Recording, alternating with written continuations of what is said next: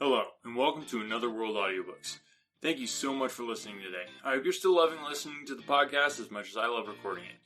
Got any ideas of how we can make the podcast even better? I'd love to hear your thoughts. Just shoot me an email, anotherworldaudiobooks@gmail.com. But don't forget, there's still time to enter into the drawing for that gorgeous hardcover edition of Pride and Prejudice. All you have to do is become a patron of the podcast at patreon.com/anotherworldaudiobooks, and you'll be automatically entered. Not only will you be entered into the drawing, you'll also get a bunch of other patron perks, and you'll be the recipient of my eternal gratitude. All that for $1 a month. Now that's bargain. It's looking like there's only going to be about 1 week left to enter. The drawing will close when the final episode of Pride and Prejudice drops, so don't wait. Do it now. If you want to support the show, patreon.com/anotherworldaudiobooks. If you don't want to support the show, anotherworldaudiobooks.wordpress.com, and click through those Amazon banners. And now, without further ado, I give you chapters 53 through 57 of Pride and Prejudice. Enjoy. Chapter 53. Mr. Wickham was so perfectly satisfied with this conversation that he never again distressed himself or provoked his dear sister Elizabeth by introducing the subject of it, and she was pleased to find that she had said enough to keep him quiet. The day of his and Lydia's departure soon came, and Mrs. Bennet was forced to submit to a separation, which, as her husband by no means entered into her scheme of all their going to Newcastle, was likely to continue at least a 12-month. "Oh, my dear Lydia," she cried, "when shall we meet again?" "Oh, Lord, I don't know. Not these 2 or 3 years, perhaps." "Write me very often, my dear." "As often as I can, but you know married women have never much time for writing. My sisters may write to me. They will have nothing else to do." Mr. Wickham's adieus were much more affectionate than his wife's. He smiled, looked handsome, and said many pretty things. "He is as fine a fellow," said Mr. Bennet, as soon as they were out of the house, "as I ever saw. He simpers and smirks and makes love to us all. I am prodigiously proud of him. I defy even Sir William Lucas himself to produce a more valuable son-in-law." The loss of her daughter made Mrs. Bennet very dull for several days. "I often think," said she, "that there is nothing so bad as parting with one's friends. One seems so forlorn without them." "This is the consequence, you see, madame, of marrying a daughter," said Elizabeth. "It must make you better satisfied that your other 4 are single." "It is no such thing. Lydia does not leave me because she is married, but only because her husband's regiment happens to be far off. If that had been nearer, she would have not gone so soon." But the spiritless condition which this event threw her into was shortly relieved, and her mind opened again to the agitation of hope by an article of news which then began to be in circulation. The housekeeper at Netherfield had received orders to prepare for the arrival of her master, who was coming down in a day or two to shoot there for several weeks. Mrs. Bennet was quite in the fidgets. She looked at Jane, and smiled and shook her head by turns. "Well, well, and so Mr. Bingley is coming down, sister," for Mrs. Phillips first brought her the news.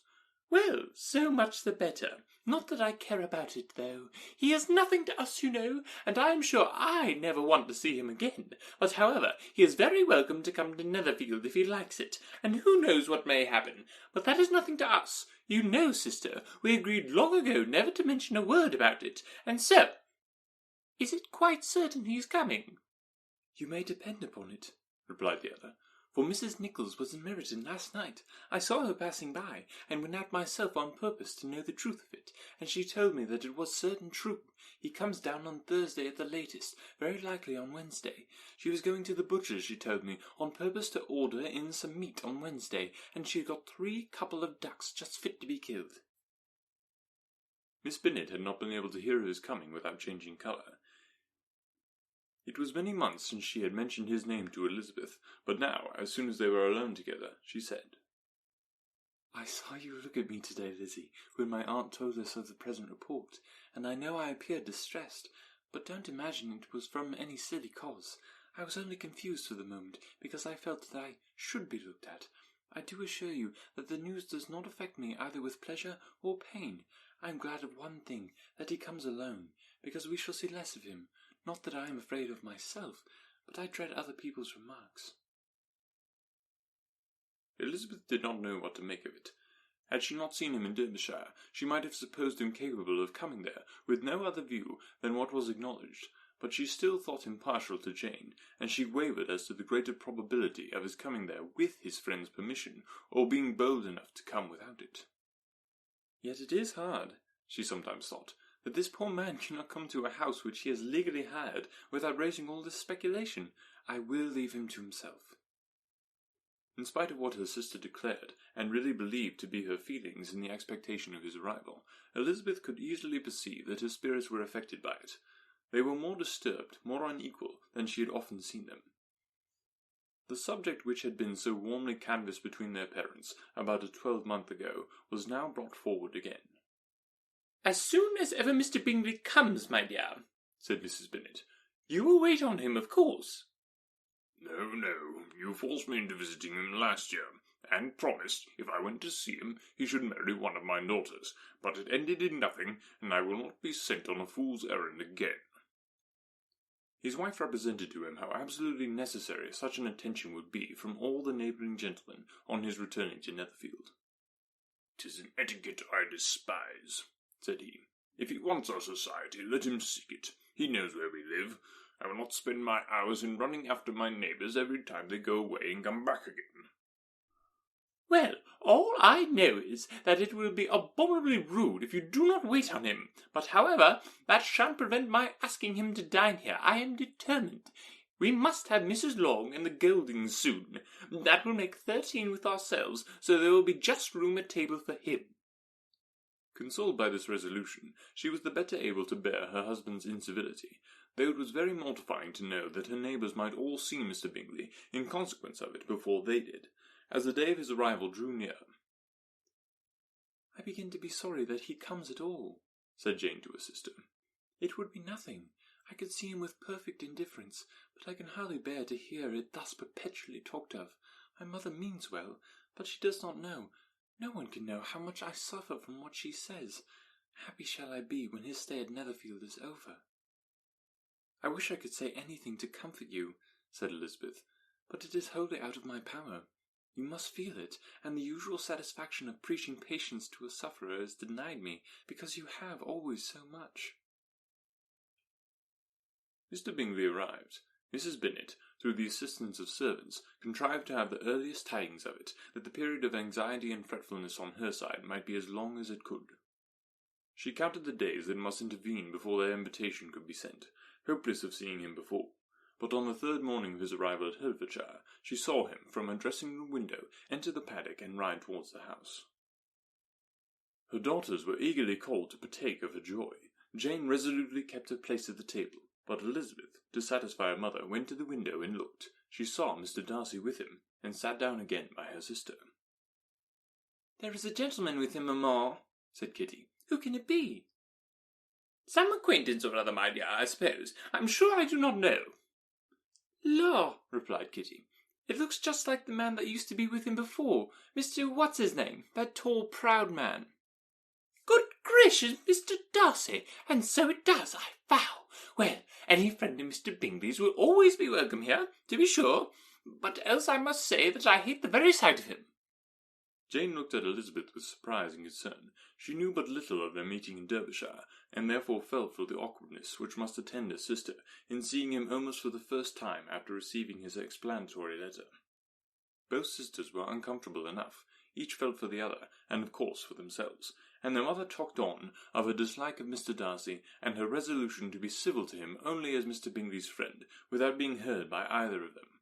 But Elizabeth had sources of uneasiness which could not be suspected by Jane, to whom she had never yet had courage to show Mrs. Gardiner's letter, or to relate her own change of sentiment toward him.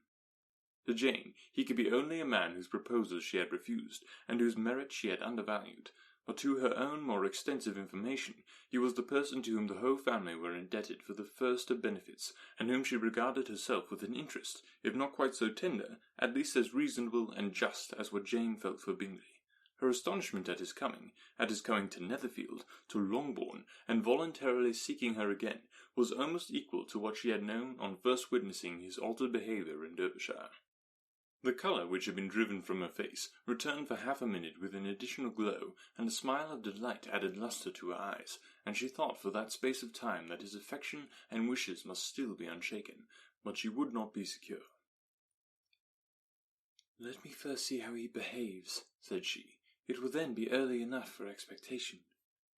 She sat intently at work, striving to be composed, and without daring to lift her eyes, till anxious curiosity carried them to the face of her sister as the servant was approaching the door.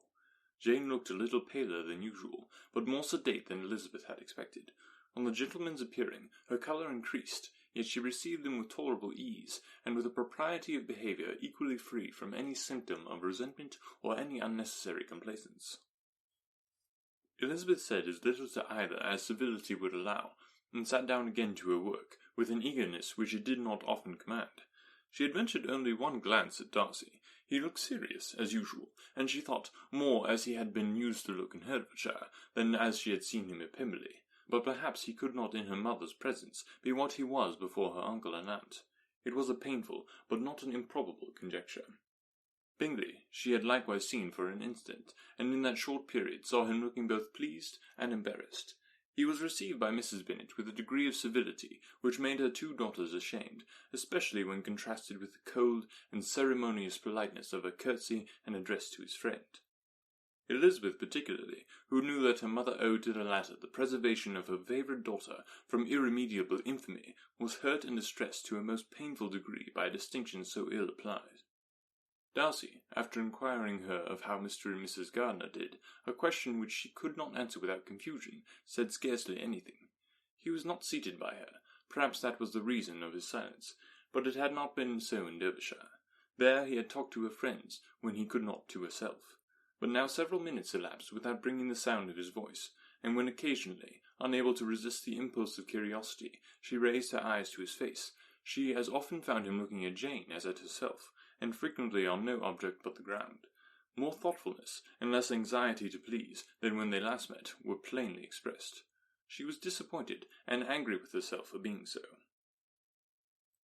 "Could I expect it to be otherwise?" said she. "Yet why did he come?"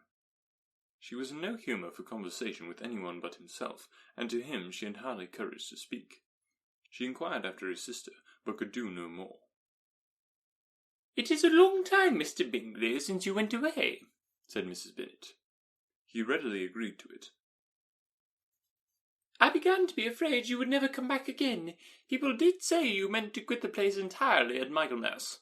But, however, I hope it is not true. A great many changes have happened in the neighbourhood since you went away. Miss Lucas is married and settled, and one of my own daughters. I suppose you have heard of it. Indeed, you must have seen it in the papers. It was in the Times and the Courier, I know, though it was not put as it ought to be. It said only, 'Lately George Wickham, Esquire, to Miss Lydia Bennet,' without there being a syllable said of her father, or the place where she lived, or anything. It was my brother Gardiner's drawing up, too, and I wonder how he came to make such an awkward business of it. Did you see it?" Bingley replied that he did, and made his congratulations. Elizabeth dared not lift up her eyes. How Mr. Darcy looked, therefore, she could not tell. "It is a delightful thing, to be sure, to have a daughter well married," continued her mother. "But at the same time, Mr. Bingley, it is very hard to have her taken such away from me. They are gone down to Newcastle, a place quite northward, it seems, and there they are to stay I do not know how long. His regiment is there, for I suppose you have heard of his leaving the shire, and of his being gone into the regulars. Thank heaven, he has some friends, though perhaps not so many as he deserves." Elizabeth, who knew this to be levelled at Mr. Darcy, was in such misery of shame that she could hardly keep her seat. It drew from her, however, the exertion of speaking, which nothing else had so effectually done before, and she asked Bingley whether he meant to make any stay in the country at present. A few weeks, he believed. "When you have killed all your own birds, Mr. Bingley," said her mother, "I beg you will come here, and shoot as many as you please on Mr. Bennet's manor. I am sure he will be vastly happy to oblige you, and will save all the best of the coveys for you." Elizabeth's misery increased at such unnecessary, such officious attention. With the same fair prospect to arise at present as had flattered them a year ago, everything, she was persuaded, would be hastening to the same vexatious conclusion. At that instant she felt that years of happiness could not make Jane or herself amends for moments of such painful confusion. "The first wish of my heart," said she to herself, "is never more to be in company with either of them. Their society can afford no pleasure that will atone for such wretchedness as this. Let me never see either one or the other again." Yet the misery, for which years of happiness were to offer no compensation, received soon afterwards material relief, from observing how much the beauty of her sister rekindled the admiration of her former lover. When the first he came in, he had spoken to her but little, but every 5 minutes seemed to be giving her more of his attention. He found her as handsome as she had been last year, as good-natured and as unaffected, though not quite so chatty. Jane was anxious that no difference should be perceived in her at all, and was really persuaded that she talked as much as ever, but her mind was so busily engaged that she did not always know when she was silent. When the gentleman rose to go away, Mrs. Bennet was mindful of her intended civility, and they were invited and engaged to dine at Longbourn in a few days' time. "You are quite a visit in my debt, Mr. Bingley," she added, "for when you went to town last winter, you promised to take a family dinner with us as soon as you returned. I have not forgot, you see, and I assure you I was very much disappointed that you did not come back and keep your engagement." Bingley looked a little silly at this reflection, and said something of his concern at having been prevented by business. They then went away. Mrs. Bennet had been strongly inclined to ask them to stay and dine there that day, but though she always kept a very good table, she did not think anything less than 2 courses could be good enough for a man on whom she had such anxious designs, or satisfy the appetite and pride of one who had 10,000 a year. Chapter 54. As soon as they were gone, Elizabeth walked out to recover her spirits, or in other words, to dwell without interruption on those subjects that must deaden them more. Mr. Darcy's behaviour astonished and vexed her. "Why, if he came only to be silent, grave, and indifferent," said she, "did he come at all?" She could settle it in no way that gave her pleasure. "He could be still amiable, still pleasing to my uncle and aunt when he was in town, and why not to me? If he fears me, why come hither? If he no longer cares for me, why silent? Teasing man! I will think no more about him." Her resolution was for a short time involuntarily kept by the approach of her sister, who joined her with a cheerful look, which showed her better satisfied with their visitors than Elizabeth. "Now," said she, "that this first meeting is over, I am perfectly easy. I know my own strength, and I shall never be embarrassed again by his coming. I am glad he dines here on Tuesday. It will then be publicly seen that, on both sides, we meet only as common and indifferent acquaintance." "Yes, very indifferent indeed," said Elizabeth laughingly. "Oh, Jane, take care." "My dear Lizzie, you cannot think me so weak as to be in danger now." "I think you are in very great danger of making him as much in love with you as ever." They did not see the gentleman again till Tuesday, and Mrs. Bennet in the meanwhile was giving way to all the happy schemes which the good humour and common politeness of Bingley and half an hour's visit had revived. On Tuesday there was a large party assembled at Longbourn, and the two who were most anxiously expected, to the credit of their punctuality as sportsmen, were in very good time. When they repaired to the dining-room, Elizabeth eagerly watched to see whether Bingley would take the place which, in all their former parties, had belonged to him by her sister. Her prudent mother, occupied by the same ideas, forbore to invite him to sit by herself. On entering the room, he seemed to hesitate, but Jane happened to look round, and happened to smile. It was decided. He placed himself by her. Elizabeth, with a triumphant sensation, looked towards his friend. He bore it with noble indifference, and she would have imagined that Bingley had received his sanction to be happy, had she not seen his eyes likewise turned towards Mr. Darcy, with an expression of half-laughing alarm. His behaviour to her sister was such during dinner-time, as to show an admiration of her, which, though more guarded than formerly, persuaded Elizabeth that if left wholly to himself, Jane's happiness and his own would be speedily secured. Though she dared not depend upon the consequence, she yet received pleasure from observing his behaviour. It gave her all the animation that her spirits could boast, for she was in no cheerful humour. Mr. Darcy was almost as far from her as the table could divide them. He was on one side of her mother. She knew how little such a situation would give pleasure to either, or make either appear to advantage. She was not near enough to hear any of their discourse, but she could see how seldom they spoke to each other, and how formal and cold was their manner whenever they did. Her mother's ungraciousness made the sense of what they owed him more painful to Elizabeth's mind, and she would, at times, have given anything to be privileged to tell him that his kindness was neither unknown nor unfelt by the whole of the family. She was in hopes that the evening would afford some opportunity of bringing them together, that the whole of the visit would not pass away without enabling them to enter into something more of conversation than the mere ceremonious salutation attending his entrance. Anxious and uneasy, the period which passed in the drawing-room before the gentlemen came was wearisome and dull to a degree that almost made her uncivil. She looked forward to their entrance as the point on which all her chance of pleasure for the evening must depend. "If he does not come to me then," said she, "I shall give him up for ever." The gentleman came, and she thought he looked as if he would have answered her hopes.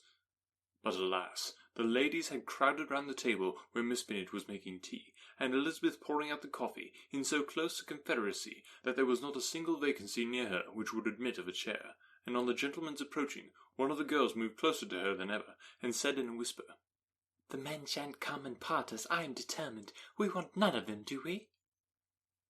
Darcy had walked away to another part of the room. She followed him with her eyes, envied every one to whom he spoke, had scarcely patience enough to help anybody to coffee, and then was enraged against herself for being so silly.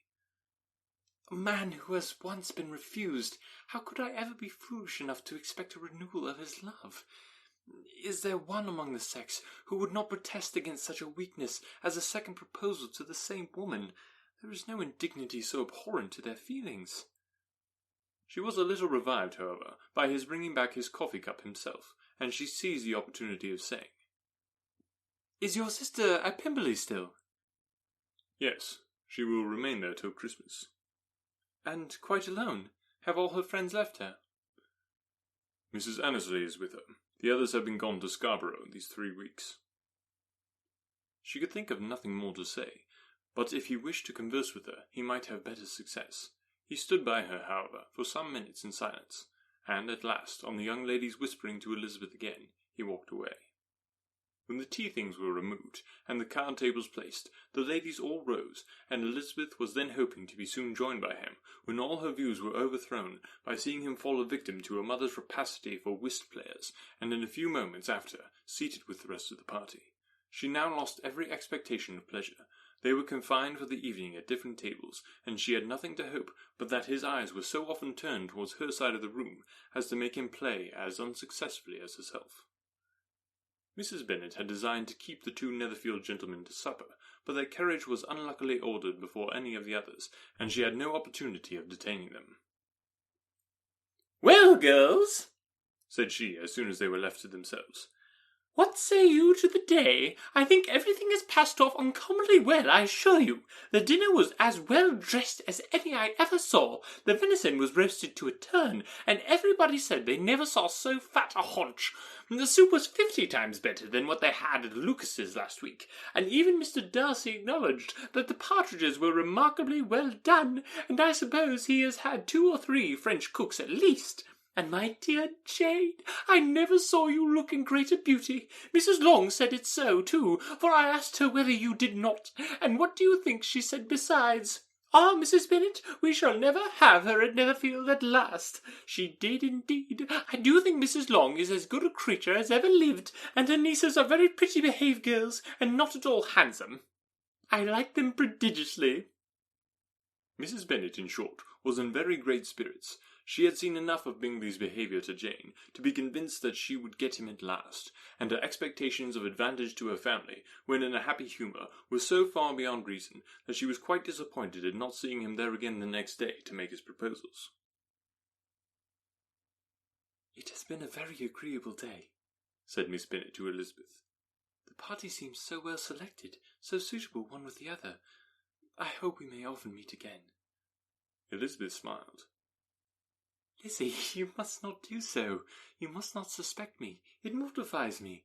I assure you that I have now learnt to enjoy his conversation as an agreeable and sensible young man, without having a wish beyond it. I am perfectly satisfied, from what his manners now are, that he never had any design of engaging my affection. It is only that he is blessed with greater sweetness of address and a stronger desire of generally pleasing than any other man." "You are very cruel," said her sister. You will not let me smile, and are provoking me to it every moment. How hard it is in some cases to be believed, and how impossible in others. But why should you wish to persuade me that I feel more than I acknowledge? That is a question which I hardly know how to answer. We all love to instruct, though we can teach only what is not worth knowing. Forgive me, and if you persist in indifference, do not make me your confidant.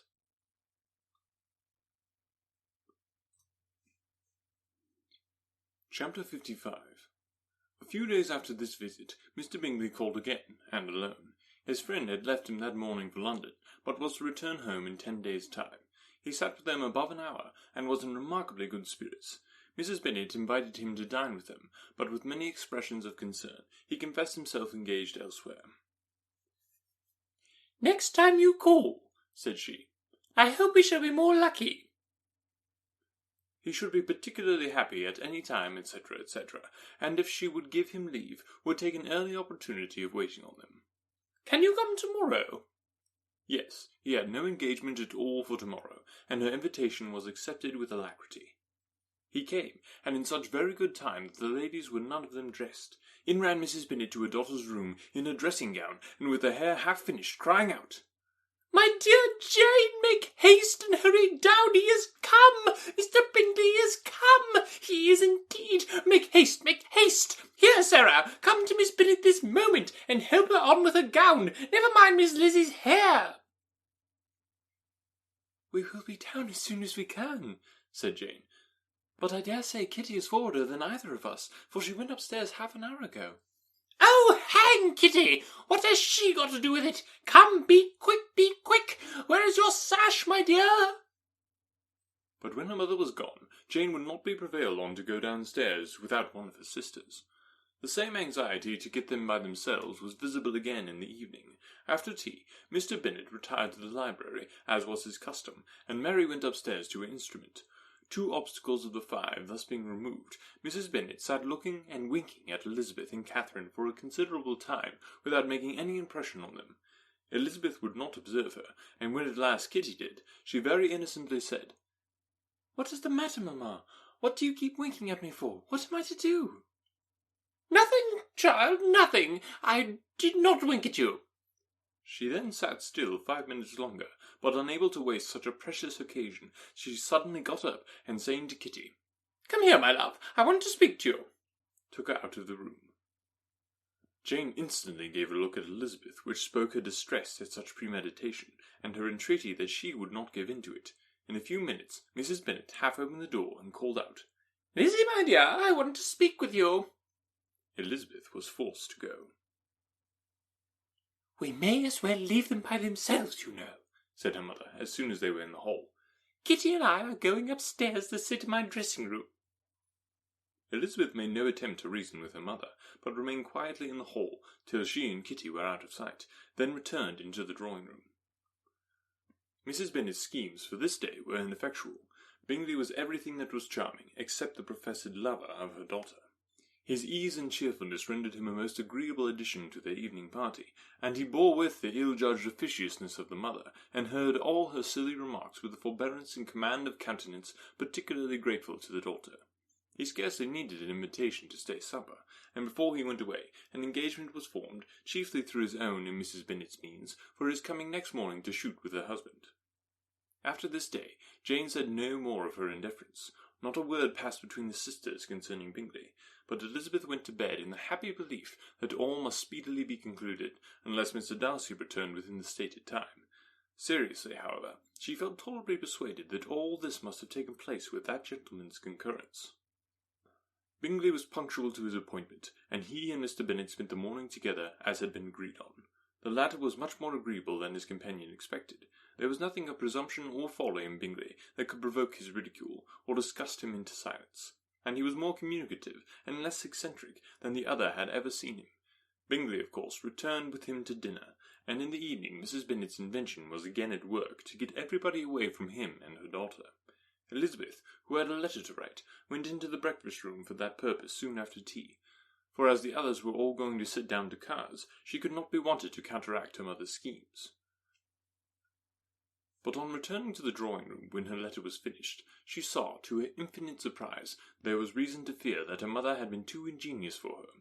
On opening the door, she perceived her sister and Bingley standing together over the hearth, as if engaged in earnest conversation, and had this led to no suspicion, the faces of both, as they hastily turned round and moved away from each other, would have told it all. Their situation was awkward enough, but hers, she thought, was still worse. Not a syllable was uttered by either, and Elizabeth was on the point of going away again, when Bingley, who as well as the other had sat down, suddenly rose, and whispering a few words to her sister, ran out of the room. Jane could have no reserves from Elizabeth, where confidence would give pleasure, and instantly embracing her, acknowledged with the liveliest emotion that she was the happiest creature in the world. "'Tis too much," she added. "By far too much. I do not deserve it. Oh, why is not everybody as happy?" Elizabeth's congratulations were given with a sincerity, a warmth, a delight, which words could but poorly express. Every sentence of kindness was a fresh source of happiness to Jane, but she would not allow herself to stay with her sister, or say half that remained to be said for the present. "I must go instantly to my mother," she cried. "I would not on any account trifle with her affection and solicitude, or allow her to hear it from anyone but myself. He is gone to my father already. Oh, Lizzie, to know that what I have to relate will give such pleasure to all my dear family. How shall I bear so much happiness?" She then hastened away to her mother, who had purposely broken up the card party, and was sitting upstairs with Kitty. Elizabeth, who was left by herself, now smiled at the rapidity and ease with which an affair was finally settled that had given them so many previous months of suspense and vexation. "And this," said she, "is the end of all his friend's anxious circumspection, of all her sister's falsehood and contrivance, the happiest, wisest, most reasonable end." In a few moments she was joined by Bingley, whose conference with her father had been short and to the purpose. "Where is your sister?" said he hastily as he opened the door. "With my mother upstairs. She will be down in a moment, I dare say." He then shut the door, and coming up to her, claimed the good wishes and affection of her sister. Elizabeth honestly and heartily expressed her delight in the prospect of their relationship. They shook hands with great cordiality, and then, till her sister came down, she had to listen to all he had to say on his own happiness, and of Jane's perfections, and in spite of his being a lover, Elizabeth really believed all his expectations of felicity to be rationally founded, because they had for the basis the excellent understanding and super-excellent disposition of Jane, and a general similarity of feelings and taste between her and himself. It was an evening of no common delight to them all. The satisfaction of Miss Bennet's mind gave a glow of such sweet animation to her face as made her look handsomer than ever. Kitty simpered and smiled, and hoped her turn was coming soon.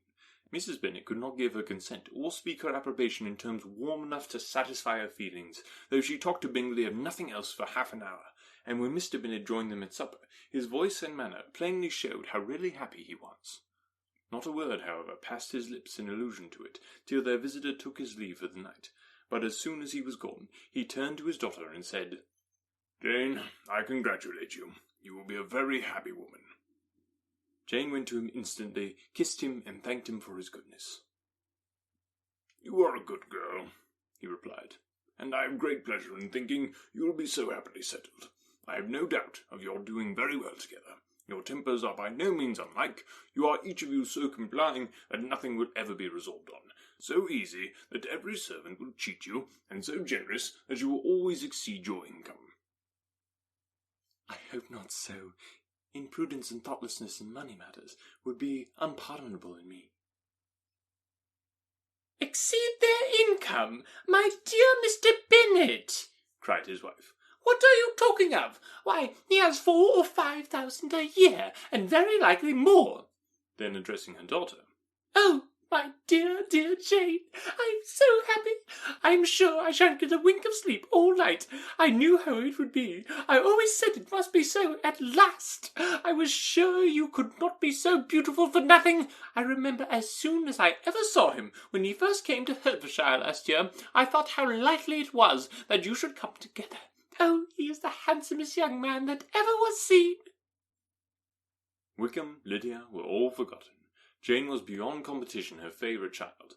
At that moment she cared for no other. Her younger sister soon began to make interest with her for objects of happiness which she might in future be able to dispense. Mary petitioned for the use of the library at Netherfield, and Kitty begged very hard for a few balls there every winter. Bingley, from this time, was of course a daily visitor at Longbourn, coming frequently before breakfast, and always remaining till after supper, unless when some barbarous neighbour, who could not be enough detested, had given him an invitation to dinner which he thought himself obliged to accept.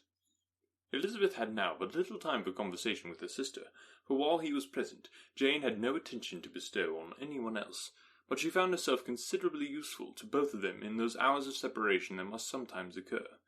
In the absence of Jane, he always attached himself to Elizabeth for the pleasure of talking of her, and when Bingley was gone, Jane constantly sought the same means of relief.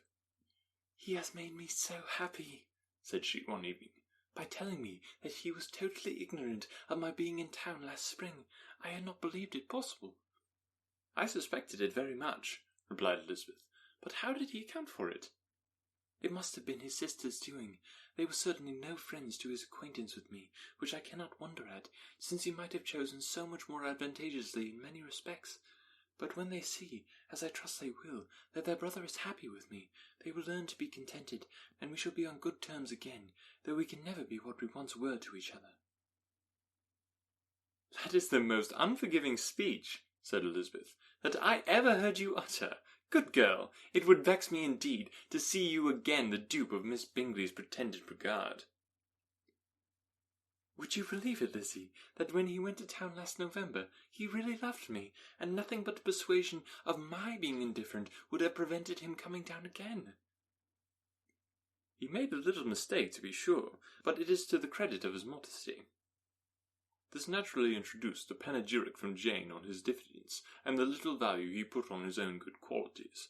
Elizabeth was pleased to find he had not betrayed the interference of his friend, for, though Jane had the most generous and forgiving heart in the world, she knew it was a circumstance which must prejudice her against him. "I am certainly the most fortunate creature that ever existed," cried Jane. "Oh, Lizzie, why am I thus singled from my family, and blessed above them all?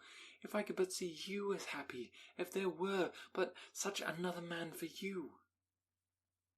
"If you were to give me 40 such men, I could never be so happy as you. Till I have your disposition, your goodness, I never can have your happiness. No, no, let me shift for myself, and perhaps, if I have very good luck, I may meet with another Mr. Collins in time." The situation of affairs in the Longbourn family could not be long a secret. Mrs. Bennet was privileged to whisper it to Mrs. Phillips, and she ventured, without any permission, to do the same by all her neighbours in Meryton. The Bennets were speedily pronounced to be the luckiest family in the world, though only a few weeks before, when Lydia had first run away, they had been generally proved to be marked out for misfortune.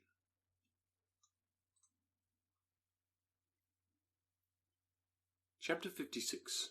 One morning, about a week after Bingley's engagement with Jane had been formed, as he and the females of the family were sitting together in the dining room, their attention was suddenly drawn to the window by the sound of a carriage, and they perceived a chaise and 4 driving up the lawn.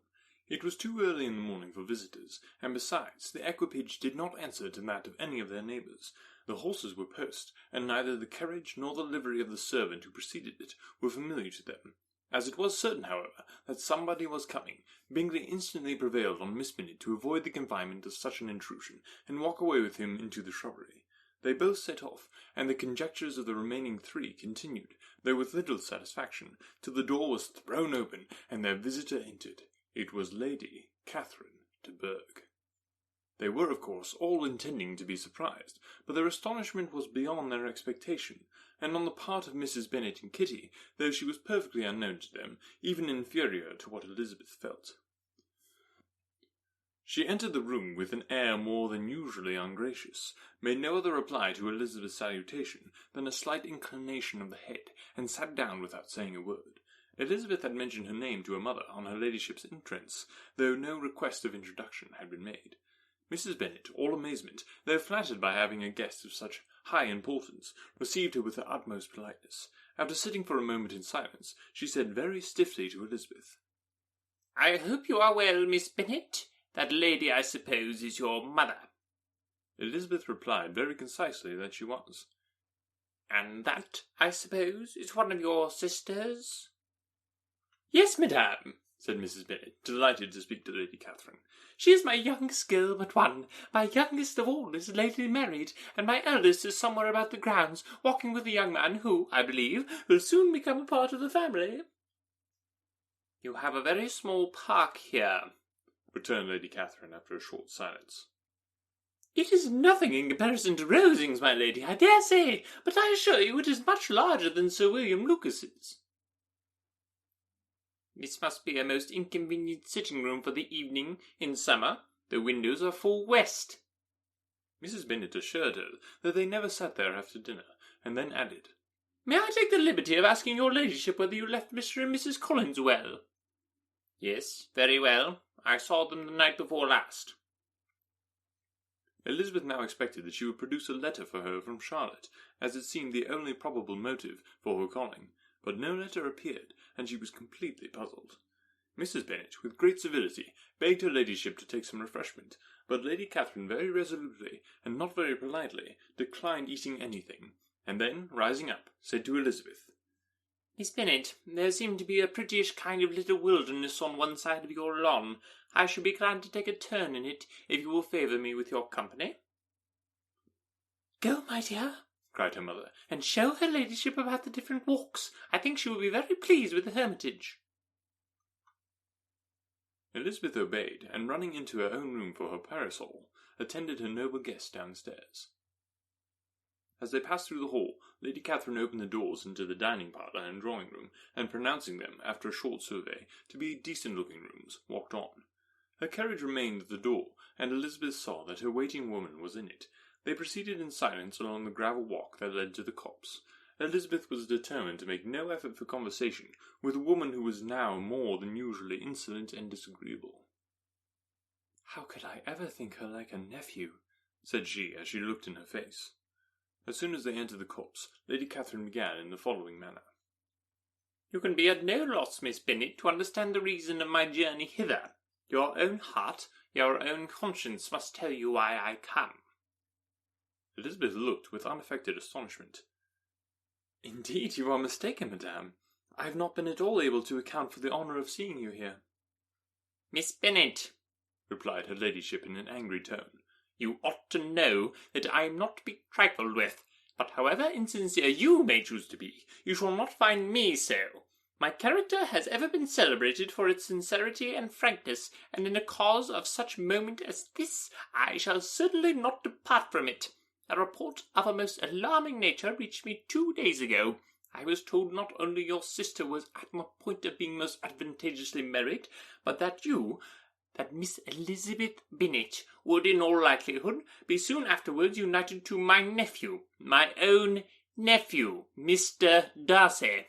Though I know it must be a scandalous falsehood, though I would not injure him so much as to suppose the truth of it possible, I instantly resolved on setting off for this place, that I might make my sentiments known to you." "If you believed it impossible to be true," said Elizabeth, colouring with astonishment and disdain, "I wonder you took the trouble of coming so far. What could your ladyship propose by it?" "At once to insist upon having such a report universally contradicted." "Your coming to Longbourn to see me and my family," said Elizabeth coolly, "will be a rather confirmation of it, if indeed such a report is in existence." "If! Do you then pretend to be ignorant of it? Has it not been industriously circulated by yourselves? Do you not know that such a report is spread abroad?" "I never heard that it was." "And can you likewise declare that there is no foundation for it?" "I do not pretend to possess equal frankness with your ladyship. You may ask questions which I shall not choose to answer." "This is not to be borne, Miss Bennet. I insist on being satisfied. Has my nephew, made you an offer of marriage?" "Your ladyship has declared it to be impossible." "It ought to be so. It must be so, while he retains the use of his reason. But your arts and allurements may, in a moment of infatuation, have made him forget what he owes to himself and to all his family. You may have drawn him in." "If I have, I shall be the last person to confess it." "Miss Bennet, do you know who I am? I have not been accustomed to such language as this. I am almost the nearest relation he has in the world, and am entitled to know all his dearest concerns." "But you are not entitled to know mine, nor will such behaviour as this ever induce me to be explicit." "Let me be rightly understood. This match, to which you have the presumption to aspire, can never take place. No, never. Mr. Darcy is engaged to my daughter. Now, what have you to say?" "Only this, that if he is so, you can have no reason to suppose he will make an offer to me." Lady Catherine hesitated for a moment, and then replied, "The engagement between them is of a peculiar kind. From their infancy they have been intended for each other. It was the favourite wish of his mother, as well of hers. While in their cradles we planned the union, and now, at the moment when the wishes of both sisters would be accomplished in their marriage, to be prevented by a young woman of inferior birth, of no importance in this world, and wholly unallied to the family. Do you pay no regard to the wishes of his friends, to his tacit engagement with Mr. Berg? Are you lost to every feeling of propriety and delicacy? Have you not heard me say that from his earliest hours he was destined for his cousin?" "Yes, and I had heard it before. But what is that to me? If there is no other objection to my marrying your nephew, I shall certainly not be kept from it by knowing that his mother and aunt wished him to marry Mr. Berg. You both did as much as you could in planning the marriage. Its completion depends on others. If Mr. Darcy is neither by honour nor inclination confined to his cousin, why is not he to make another choice? And if I am that choice, why may not I accept him?" "Because honour, decorum, prudence, nay, interest forbid it. Yes, Miss Bennet, interest. For do not expect to be noticed by his family or friends. If you wilfully act against the inclinations of all, you will be censured, slighted, and despised by everyone connected with him. Your alliance will be a disgrace. Your name will never even be mentioned by any of us." "These are heavy misfortunes," replied Elizabeth. "But the wife of Mr. Darcy must have such extraordinary sources of happiness necessarily attached to a situation that she could, upon the whole, have no cause to repine." "Obstinate, headstrong girl! I am ashamed of you. Is this your gratitude for my attentions to you last spring? Is nothing due to me on that score? Let us sit down. You are to understand, Miss Bennet, that I came here with a determined resolution of carrying my purpose, nor will I be dissuaded from it. I have not been used to submit to any person's whims. I have not been in the habit of brooking disappointment." "That will make your ladyship's situation at present more pitiable, but it will have no effect on me." "I will not be interrupted. Hear me in silence. My daughter and my nephew are formed for each other. They are descended on the maternal side from the same noble line, and on the father's from respectable, honourable, and ancient, though untitled families. Their fortune on both sides is splendid. They are destined for each other by the voice of every member of their respective houses, and what is to divide them? The upstart pretensions of a young woman without family, connections, or fortune. Is this to be endured? But it must not, shall not be. If you were sensible of your own good, you would not wish to quit the sphere in which you had been brought up." "In marrying your nephew, I should not consider myself at quitting that sphere. He is a gentleman. I am a gentleman's daughter. So far, we are equal." "True, you are a gentleman's daughter, but who was your mother? Who are your uncles and aunts? Do you imagine me ignorant of their condition?" "Whatever my connections may be," said Elizabeth, "if your nephew does not object to them, they can be nothing to you." "Tell me once and for all, are you engaged to him?" Though Elizabeth would not, for the mere purpose of obliging Lady Catherine, have answered this question, she could not but say, after a moment's deliberation, "I am not." Lady Catherine seemed pleased. "And will you promise me never to enter into such an engagement?"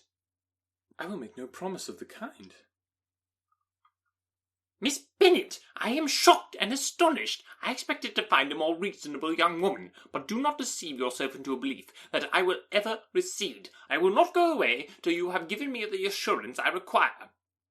"And I certainly never shall give it. I am not to be intimidated into anything so wholly unreasonable. Your ladyship wants Mr. Darcy to marry your daughter, but would my giving you the wished-for promise make their marriage at all more probable? Supposing him to be attached to me, would my refusing to accept his hand make him wish to bestow it on his cousin? Allow me to say, Lady Catherine, that the arguments with which you have supported this extraordinary application have been as frivolous as the application was ill-judged. You have widely mistaken my character, if you think I can be worked on by such persuasions as these. How far your nephew might approve of your interference in his affairs I cannot tell, but you have certainly no right to concern yourselves in mine. I must beg, therefore, to be importuned no farther on the subject." "Not so hasty, if you please. I have by no means done. To all the objections I have already urged, I still have another to add. I am no stranger to the particulars of your youngest sister's infamous elopement. I know it all. That the young man's marrying her was a patched-up business at the expense of your father and uncles. And is such a girl to be my nephew's sister? Is her husband? Is the son of his late father's steward to be his brother? Heaven and earth! Of what are you thinking? Are the shades of Pemberley to be thus polluted?" "You can now have nothing further to say," she resentfully answered. "You have insulted me in every possible method. I must beg to return to the house." And she rose as she spoke. Lady Catherine rose also, and they turned back. Her ladyship was highly incensed. "You have no regard, then, for the honour and credit of my nephew. Unfeeling, selfish girl! Do you not consider that a connection with you must disgrace him in the eyes of everybody?" "Lady Catherine, I have nothing further to say. You know my sentiments." "You are, then, resolved to have him?" "I have said no such thing. I am only resolved to act in that manner which will, in my own opinion, constitute my happiness without reference to you or to any person so wholly unconnected with me." "It is well. You refuse, then, to oblige me. You refuse to obey the claims of duty, honour, and gratitude. You are determined to ruin him in the opinion of all his friends, and make him the contempt of the world." "Neither duty, nor honour, nor gratitude," replied Elizabeth, "have any possible claim on me in the present instance. No principle of either would be violated by my marriage to Mr. Darcy, and with regard to the resentment of his family, or the indignation of the world, if the former were excited by his marrying me, it would not give me one moment's concern, and the world in general would have too much sense to join in the scorn." "And this is your real opinion? This is your final resolve? Very well. I shall now know how to act. Do not imagine, Miss Bennet, that your ambition will ever be gratified. I came to try you. I hope to find you reasonable, but depend upon it, I will carry my point." In this manner Lady Catherine talked on till they were at the door of the carriage, when, turning hastily round, she added, "I take no leave of you, Miss Bennet. I send no compliments to your mother. You deserve no such attention. I am most seriously displeased." Elizabeth made no answer, and without attempting to persuade her ladyship to return into the house, walked quietly into it herself. She heard the carriage drive away as she proceeded upstairs. Her mother impatiently met her at the door of the dressing-room, to ask why Lady Catherine would not come in again and rest herself. "She did not choose it," said her daughter. "She would go." "She is a very fine-looking woman, and calling her here was prodigiously civil, for she only came, I suppose, to tell us the Collinses were well. She is on her road somewhere, I dare say, and so, passing through Meryton, thought she might as well call on you. I suppose she had nothing particular to say to you, Lizzie?" Elizabeth was forced to give in to a little falsehood here, for to acknowledge the substance of their conversation was impossible. Chapter 57.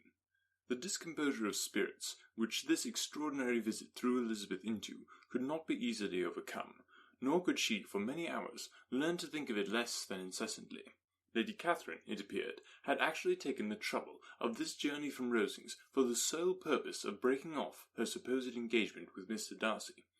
It was a rational scheme, to be sure, but from what the report of their engagement could originate, Elizabeth was at a loss to imagine, till she recollected that his being the intimate friend of Bingley, and her being the sister of Jane, was enough, at a time when the expectation of one wedding made everybody eager for another, to supply the idea. She had not herself forgotten to feel that the marriage of her sister must bring them more frequently together, and their neighbours at Lucas Lodge, therefore, for through their communication with the Collinses, the report, she concluded, had reached Lady Catherine, had only set that down as almost certain and immediate, which she had looked forward to as possible at some future time. In revolving Lady Catherine's expressions, however, she could not help feeling some uneasiness as to the possible consequence of her persisting in this interference. From what she had said of her resolution to prevent their marriage, it occurred to Elizabeth that she must meditate an application to her nephew, and how he might take a similar representation of the evils attached to a connection with her, she dared not pronounce.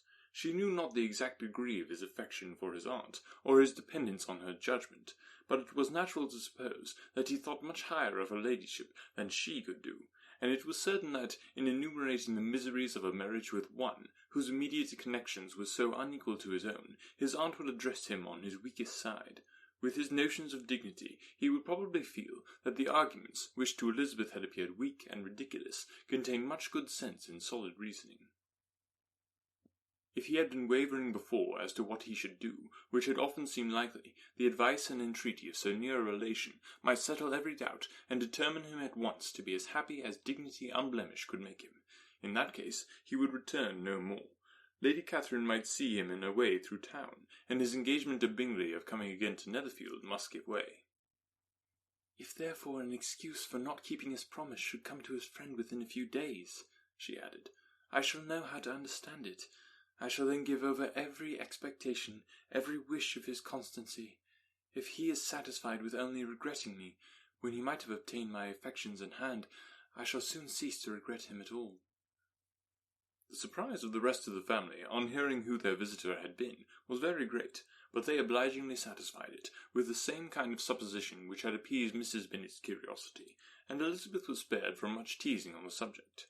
The next morning, as she was going downstairs, she was met by her father, who came out of his library with a letter in his hand. "Lizzie," said he, "I was going to look for you. Come into my room." She followed him thither, and her curiosity to know what he had to tell her was heightened by the supposition of its being in some manner connected with the letter he held. It suddenly struck her that it might be from Lady Catherine, and she anticipated with dismay all the consequent explanations. She followed her father to the fireplace, and they both sat down. He then said, "I received a letter this morning that has astonished me exceedingly. As it principally concerns yourself, you ought to know its contents. I did not know before that I had 2 daughters on the brink of matrimony. Let me congratulate you on a very important conquest." The colour now rushed into Elizabeth's cheeks, in the instantaneous conviction of its being a letter from the nephew instead of the aunt, and she was undetermined whether most to be pleased that he had explained himself at all, or offended that his letter was not rather addressed to herself, when her father continued. "You are conscious. Young ladies have great penetration in such matters as these. But I think I may defy even your sagacity to discover the name of your admirer. This letter is from Mr. Collins." "From Mr. Collins? And what can he have to say?" "Something very much to the purpose, of course. He begins with congratulations on the approaching nuptials of my eldest daughter, of which, it seems, he has been told by some of the good-natured, gossiping Lucases. I shall not sport with your impatience by reading what he says on that point. What relates to yourself is as follows. Having thus offered you the sincere congratulations of Mrs. Collins and myself on this happy event, let me now add a short hint on the subject of another, of which we have been advertised by the same authority. Your daughter Elizabeth, it is presumed, will no longer bear the name of Bennet after her eldest sister has resigned it, and the chosen partner of her fate may be reasonably looked up to as one of the most illustrious personages in this land. Can you possibly guess, Lizzie, who is meant by this? This young gentleman is blessed in a peculiar way with everything the heart of mortal can most desire: splendid prosperity, noble kindred, and extensive patronage. Yet, in spite of all these temptations, let me warn my cousin Elizabeth and yourself of what evils you may incur by a precipitate closure with this gentleman's proposals, which, of course, you will be inclined to take immediate advantage of. Have you any idea, Lizzie, who this gentleman is? But now it comes out. My motive for cautioning you is as follows. We have reason to imagine that his aunt, Lady Catherine de Bourgh, does not look on the match with a friendly eye. Mr. Darcy, you see, is the man. Now, Lizzie, I think I have surprised you. Could he or the Lucases have pitched on any man within the circle of our acquaintance, whose name would have given the lie more effectually to what they related? Mr. Darcy, who never looks at any woman but to see a blemish, and who probably never looked at you in his life. It is admirable." Elizabeth tried to join in her father's pleasantry, but could only force one most reluctant smile. Never had his wit been directed in a manner so little agreeable to her. "Are you not diverted?" "Oh, yes. Pray read on." After mentioning the likelihood of this marriage to her ladyship last night, she immediately, with her usual condescension, expressed what she felt on the occasion. When it became apparent that, on the score of some family objections on the part of my cousin, she would never give her consent to what she termed so disgraceful a match, I thought it my duty to give the speediest intelligence of this to my cousin, that she and her noble admirer may be aware of what they are about, and not run hastily into a marriage which has not been properly sanctioned. Mr. Collins, moreover, adds, I am truly rejoiced that my cousin Lydia's sad business has been so well hushed up, and am only concerned that their living together before the marriage took place should be so generally known. I must not, however, neglect the duties of my station, or refrain from declaring my amazement at hearing that you received the young couple into your house as soon as they were married. It was an encouragement of vice, and had I been the rector of Longbourn, I should very strenuously have opposed it. You ought certainly to forgive them, as a Christian, but never to admit them in your sight, or allow their names to be mentioned in your hearings. This is his notion of Christian forgiveness. The rest of his letter is only about his dear Charlotte's situation, and his expectation of a young olive branch. But, Lizzie, you look as if you did not enjoy it. You are not going to be missish, I hope, and pretend to be affronted at an idle report. For what do we live but to make sport of our neighbours, and laugh at them in our turn? Oh, cried Elizabeth, I am excessively diverted, but it is so strange. Yes, that is what makes it amusing. Had they fixed on any other man, it would have been nothing, but his perfect indifference, and your pointed dislike, make it so delightfully absurd. Much as I abominate writing, I would not give up Mr. Collins's correspondence for any consideration. Nay, when I read a letter of his, I cannot help giving him the preference even over Wickham, much as I value the impudence and hypocrisy of my son-in-law. And pray, Lizzie, what said Lady Catherine about this report? Did she call to refuse her consent? To this question his daughter replied only with a laugh, and as it had been asked without the least suspicion, she was not distressed by his repeating it. Elizabeth had never been more at a loss to make her feelings appear what they were not. It was necessary to laugh when she would rather have cried. Her father had most cruelly mortified her by what he said of Mr. Darcy's indifference, and she could do nothing but wonder at such a want of penetration, or fear that perhaps, instead of his seeing too little, she might have fancied too much. Thanks so much for listening today. Remember, if you enjoyed the podcast, the biggest way you can help out is by telling a friend, because everybody loves free audiobooks. And don't forget, less than a week left to enter the contest. Patreon.com/AnotherWorldAudiobooks. Become a patron and you'll be entered into the drawing for that beautiful hardcover edition of Pride and Prejudice. It really is gorgeous, people. You do not want to miss out. Be sure to like and follow us on social media. All the links are in the show notes. Thanks for all you do to make this podcast possible. See you next week.